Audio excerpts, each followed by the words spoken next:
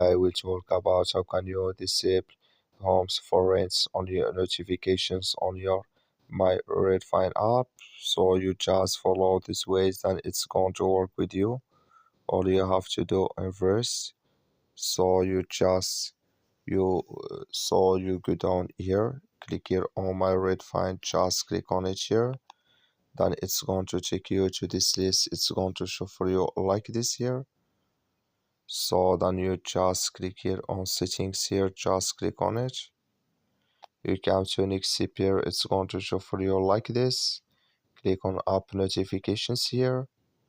So then you come to next here, it's going to show for you like this. Come here to homes for rent, just click in this sign or this color.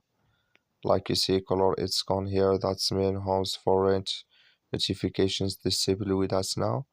That's all you have to do. That's all. Thank you for watching. Don't forget to support us by liking, subscribing.